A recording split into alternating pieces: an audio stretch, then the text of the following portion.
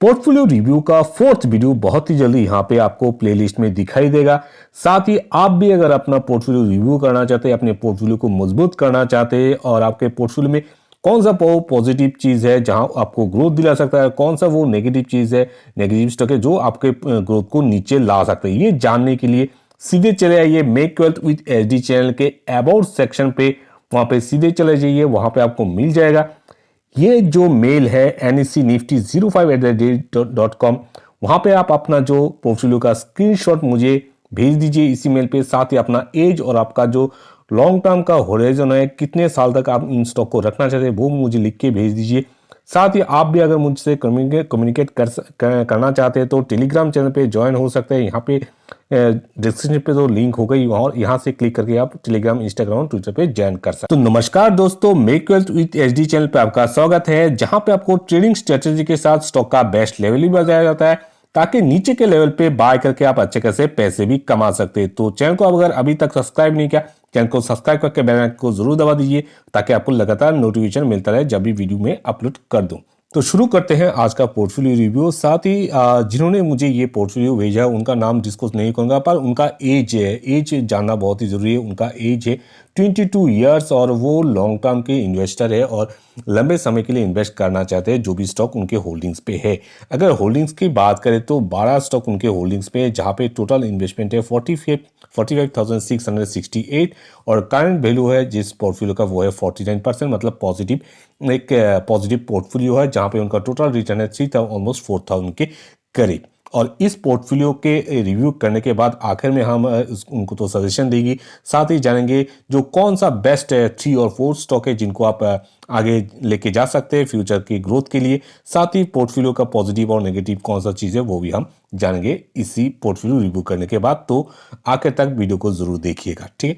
तो पहला जो हमारा स्टॉक है वो है इंद्रप्रस्थ गैस, जो कि है IGL के नाम से हम भी जानते हैं शॉर्ट टर्म पे। और अगर इस स्टॉक की अगर उनका होल्डिंग्स बात करें, यहाँ पे 20 स्टॉक उनके पास है। टोटल रिटर्न यहाँ पे 11% की डाउन है। 1 डे रिटर्न देखने की जरूरत नहीं है। अगर इस स्टॉक की करंट इन्वेस्टमेंट की बात करें, करंट इन्वेस्टमेंट है 8,880, जो करंट यहाँ पे आपको नेगेटिव के बाद 7,860 का भी करंट है। मार्केट प्राइस अभी जो करंट यहाँ पे दिखा रहा है ऑलमोस्ट अभी जो अपडेटेड है वो ऑलमोस्ट 400 के करीब है। एवरेज प्राइस की बात करें 444। तो ये उनका होल्डिंग्स है, ये स्टॉक सिलेक्शन, होल्डिंग सब कुछ ठीक है। पर एक चीज़ कहना चाहूँगा, अगर नेगेटिव की बात करूँ तो, और इस स्टॉक को लेके, ये स्टॉक एक मिड कैप स्टॉक है, ठीक है, इसका हटा देता हूँ। ये स्टॉक एक मिड कैप स्टॉक है जिसकी मार्केट कैपिटलाइजेशन 27,600 करोड़ है। और मिड कैप स्टॉक और स्मॉल कैप स्टॉक के बारे में कई बार कह चुका हूँ, फिर से कह रहा हूँ, ये स्टॉक अपने टॉप से अगर 30-40% भी करेक्शन कर लेता है, ये उनका नॉर्मल करेक्शन होता है। और ये IGL स्टॉक अपने टॉप से जस्ट 35% करेक्शन पे है। और यही वो टाइम होता है जहां पे आपको मिड कैप स्टॉक को या फिर स्मॉल कैप स्टॉक को धीरे धीरे एक्यूमुलेट करना शुरू करना पड़ता है, ना कि मिड कैप स्टॉक अगर 10% गिर जाता है, 15% गिर जाता है, वहां से एक्यूमुलेट करना शुरू करना चाहिए। तो हमेशा अगर मिड कैप स्टॉक अगर अपॉर्चुनिटी मिलता है आपको नीचे गिरावट में, तो उनको वहां से धीरे धीरे एक्यूमुलेट करना शुरू करना चाहिए, ना कि घबराहट में उसको बेच के बाहर निकल जाना चाहिए। या फिर वो अगर 10% ऊपर चढ़ जाता है उसके बाद आपको एंट्री करना चाहिए, ठीक है।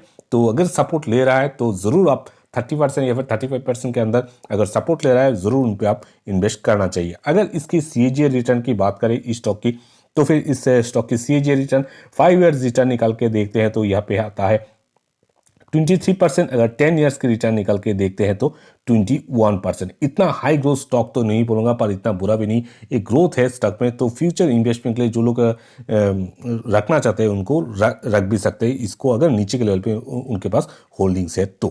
जो नेक्स्ट स्टॉक है वो है मदरसन सुमी की बात करें, एक लार्ज कैप स्टॉक है जिसकी मार्केट कैपिटलाइजेशन 72,585 करोड़ के आसपास है। अगर टोटल रिटर्न की बात करें नेगेटिव में 16% डाउन है। और अगर इस स्टॉक की इन्वेस्टमेंट की बात करें 3,563 है। ज़्यादा इन्वेस्टमेंट नहीं है, एक सही उनका डिसीजन है, क्योंकि इसने छोटे जो पोर्टफोलियो है, इस पोर्टफोलियो में मैक्सिमम आप किसी स्टॉक में अगर इन्वेस्ट कर सकते हैं 3000 से शुरू कर सकते हैं और एवरेज करके 5000 या फिर 6000 तक लेके जा सकते हैं। उससे ज़्यादा अगर इन्वेस्ट करेंगे किसी भी स्टॉक में एक ओवर डाइवर्जन हो जाता है, और अगर वो स्टॉक अच्छा खासा नीचे डाउन आ जाता है तो एक आपका एक बड़ा सा कैपिटल फंस भी सकता है। तो इसलिए जो एक छोटा सा इन्वेस्टमेंट से ही शुरू करना चाहिए, जितना आप रिस्क ले सकते हो एक छोटे पोर्टफोलियो के अंदर, ठीक है। तो करंट वैल्यू की बात करें यहाँ पे उनका डाउन है 16%, 3516 उनका जो टोटल इन्वेस्टमेंट है, जहाँ से उनका भी है 2960, और करंट प्राइस जिस प्राइस पे उन्होंने इसको बाय किया वो है 209। उनका जो बाइंग प्राइस है इतना बुरा नहीं है, पर इसका डीमार्च के कारण ये स्टॉक नीचे आ गया था। तो और अभी आई थिंक अभी ये ट्रेड कर 185 के प्राइस के अंदर। तो होल्ड कीजिए, बहुत ही जल्दी आपको ज़रूर आपका जो बाइंग प्राइस है वहाँ पे लेके ज़रूर जाएगा। और इस स्टॉक की अगर सीएजी रिटर्न की बात करें, सीएजी रिटर्न 5 ईयर्स में उस स्टॉक ने आपको रिटर्न निकाल के दिया है 10%। अगर 10 ईयर्स की बात करें सीएजी रिटर्न वो है 26%। लॉन्ग टर्म पे तो बुरा नहीं है, पर शॉर्ट टर्म पे एक थोड़ा आपको प्रॉब्लम क्रिएट भी कर सकता है। जैसे ही आपको बाइंग प्राइस पे आता है वैसे निकल भी सकता है बहुत ही जल्दी, ठीक। अंबुजा सीमेंट एक लार्ज कैप स्टॉक है जिसकी मार्केट कैपिटल 72,298 करोड़ का है, और इसकी अगर होल्डिंग्स की बात करें 21 शेयर है उनके पास, और टोटल इन्वेस्टमेंट है 7,859। और अगर इस स्टॉक की अगर रिटर्न की बात करें 6% डाउन है, और अभी इनका जो एवरेज प्राइस है 374, और अभी ये स्टॉक रिसेंटली करंट जो प्राइस है ऑलमोस्ट इसी प्राइस पे ये ट्रेड कर रहा है, ठीक है। अगर इस स्टॉक की होल्डिंग्स की बात करें, अगर लंबे समय के लिए इन्वेस्ट करना चाहते हैं इस स्टॉक में, तो मैं उनको कहना चाहूँगा कि इस सेक्टर में और भी कई जो मिड कैप स्टॉक है या फिर लार्ज कैप स्टॉक है जो इससे अच्छा खासा रिटर्न दे रहा है, उनको आप ट्रैक कीजिए। वो स्टॉक अगर नीचे के लेवल पे मिलता है उनके भी आप इसको कंसिडर करके उनको वो भी ले सकते हैं। इस स्टॉक की अगर लॉन्ग टर्म के रिटर्न की बात करें 5 ईयर्स में इस स्टॉक ने सीजी रिटर्न 13% निकाल के दिया है। अगर 10 ईयर्स की बात करें इस स्टॉक ने 9% रिटर्न निकाल के दिया है। तो ये कंसिडर आप ज़रूर कीजिए, देखिए वो कौन सा स्टॉक है जो आपको लॉन्ग रन में अच्छा खासा और भी ग्रोथ दिला सके आपके इस सेक्टर से, ठीक है, सीमेंट सेक्टर से। चलते हमारे नेक्स्ट स्टॉक के पास। नेक्स्ट स्टॉक है जीएमआर इंफ्रास्ट्रक्चर, एक मिड कैप स्टॉक है जिसके मार्केट कैपिटल है 22,937 करोड़ की, और ये एक इंजीनियरिंग सेक्टर से बिलोंग करता है। इस स्टॉक की अगर सीजी रिटर्न की बात करें 10 ईयर्स रिटर्न निकल के दिया है 4%, और अगर 5 ईयर्स रिटर्न की बात करते हैं वो है 23%। अगर इस स्टॉक को अगर शॉर्ट टर्म के लिए इन्वेस्टमेंट कर रहे हैं तो मैं कहूँगा इससे बेटर स्टॉक है आपके पास जो आपको एक अच्छा रिटर्न दिला सकता है और सेफली रिटर्न दिला सकता है। तो शॉर्ट टर्म के लिए इस तरीके के स्टॉक से आप दूर रहिए। अगर लॉन्ग टर्म के लिए बात करूँ, लॉन्ग टर्म के लिए भी एक और भी एक अच्छा आपके पास विकल्प है जहाँ से आप इसको रिप्लेस करके एक अच्छा ग्रोथ स्टॉक आप इन्वेस्टमेंट कर सकते हैं। अगर शेयर की बात करें, टोटल शेयर यहाँ पे इन्वेस्टेड है 39, और टोटल रिटर्न की बात करें 3% डाउन है। आपका इन्वेस्टमेंट है 1618, और मुझे लगता है शॉर्ट टर्म पे आप इससे आसानी से निकल भी सकते हैं। और इसकी अगर करंट प्राइस आप बात करें तो 41.50 प्राइस पे उन्होंने अपना बाय किया है। तो अगर इससे आपको जल्दी जल्दी प्रॉफिट मिल जाता है उससे आप निकल भी सकते हैं। साथ ही अगर इन्वेस्टमेंट की बात करें और स्मार्टली उन्होंने इन्वेस्ट किया, ज़्यादा इन्वेस्टमेंट नहीं किया इस तरह की स्टॉक में, ये सही नीति है इन्वेस्टमेंट के लिए। चलते हैं हमारे नेक्स्ट स्टॉक है आईसीआईसीआई बैंक, और ये सबसे बड़ा दूसरा प्राइवेट बैंक है, और जिसकी मार्केट कैपिटल है 5,63,000 करोड़ का। और इस स्टॉक की अगर रिटर्न की बात करें, सीजी रिटर्न 5 ईयर्स रिटर्न है उनका 27%। अगर 10 ईयर्स रिटर्न की बात करें अभी जो है डाटा वो है 19%, ठीक है। तो ये एक लार्ज कैप के होने के साथ एक ब्लू चिप स्टॉक भी है, तो इसको आप लॉन्ग टर्म के लिए भी आप होल्डिंग कर सकते हैं। टोटल इन्वेस्टमेंट की बात करें तो इन्वेस्टमेंट जो है 2205, और रिटर्न की बात करें 8% मतलब पॉजिटिव है इस स्टॉक में वो। और साथ ही अगर एवरेज प्राइस की बात करें 735, एक इस स्टॉक का जो टॉप है आई थिंक 850 के आसपास है। तो एक अच्छा खासा करेक्शन पे उन्होंने बाय किया, तो उसको आप कैरी फॉरवर्ड कीजिए लॉन्ग टर्म इन्वेस्टमेंट के लिए अगर रखना चाहते हैं तो। ये आप डिसाइड करोगे कौन सा रखोगे, पर मेरा सजेशन है आप रख सकते हैं इस स्टॉक को, या फिर अगर रिप्लेस करना चाहते हैं आप एचडीएफसी बैंक या फिर कोटक महिंद्रा बैंक से भी रिप्लेस कर सकते हैं इस स्टॉक को फ्यूचर के ग्रोथ के लिए। तो चलते हैं हमारे नेक्स्ट स्टॉक के पास। पीआई इंडस्ट्री एक केमिकल स्टॉक है जिसकी मार्केट कैपिटल है 49,200 करोड़ के आसपास, लगभग एक मिड कैप स्टॉक है, बहुत ही जल्दी लार्ज कैप स्टॉक बनने वाला है। और अगर इस स्टॉक की रिटर्न की बात करें 5 ईयर्स रिटर्न है 31%, और 10 ईयर्स रिटर्न है 40%, मतलब एक ग्रोथ स्टॉक है। अगर होल्डिंग की बात करें, टोटल शेयर उनका इन्वेस्टेड है एक, और रिटर्न की बात करें 13% डाउन है इस स्टॉक में, और उनका जो प्राइस है, बाइंग प्राइस, वो है 2750, और ये स्टॉक अभी रिसेंटली अपने टॉप से लगभग 30% के ऊपर गिर चुका था और 2300 तक आ चुका था। और मिड कैप स्टॉक, हमेशा मैंने कहा है कि इतना करेक्शन लाजमी है, कभी कभी हो जाता है, मिड कैप स्टॉक 30% 35% आ जाता है, और वही वो टाइम है जब उनको लॉन्ग टर्म के लिए आप इन्वेस्टमेंट करना चाहते हैं। आपके पास एक है, और शॉर्ट टर्म पे अगर जैसे आपको प्रॉफिट मिलता है वहाँ से आप निकल भी सकते हैं, और लॉन्ग टर्म एक्यूमुलेशन आप करना चाहते तो कर सकते हैं, अगर अभी तक उन्होंने अपने किया है तो। ठीक है, तो होल्ड कीजिए इसको, और जैसे प्रॉफिट आता है उससे आप निकल जाइए, अगर शॉर्ट टर्म के लिए आपका इन्वेस्टमेंट की सोच है तो। चलते हमारे नेक्स्ट स्टॉक के पास, स्टर्लिंग एंड विल्सन। इस स्टॉक की अगर बात करें, एक स्मॉल कैप स्टॉक है, 6645 करोड़ का इसका मार्केट कैपिटलाइजेशन है। इस स्टॉक की अगर होल्डिंग्स की बात करें, उनका होल्डिंग्स है इस स्टॉक में 3000 के करीब उनका इन्वेस्टमेंट है, और होल्डिंग्स है 8 शेयर में, जहां से उनको 2% के ऊपर प्रॉफिट है। अगर इनको होल्डिंग्स करने की बात करें, शॉर्ट टर्म पे इस स्टॉक से आप प्रॉफिट बुक करके निकल सकते हो। अगर सीजी रिटर्न की बात करें, एक साल में ज़्यादा टाइम नहीं हुआ इस स्टॉक को अपने लिस्ट होने के बाद, एक साल का ही डाटा है। एक साल की अगर बात करें, 1 ईयर में इस स्टॉक ने रिटर्न नेट कर दिया है 84%। ठीक है, तो इसको अगर लॉन्ग टर्म के लिए अभी भी इसको मैं नहीं कहूँगा, इससे बेटर अपॉर्चुनिटी होगा आपके पास, और टाइम जैसे ही टाइम आता है, आपका एक्सपीरियंस बढ़ता है, तो इसको आप शॉर्ट टर्म में प्रॉफिट बुक करके निकल भी सकते हैं। नेक्स्ट है आरती इंडस्ट्री, जो कि एक केमिकल स्टॉक है, जिसकी मार्केट कैपिटलाइजेशन है 35,900 करोड़ का, एक मिड कैप स्टॉक है और एक ग्रोथ स्टॉक है, बहुत ही अच्छा ग्रोथ स्टॉक है। 4 शेयर उनके पास है, और रिटर्न है 14%, बहुत ही अच्छा है।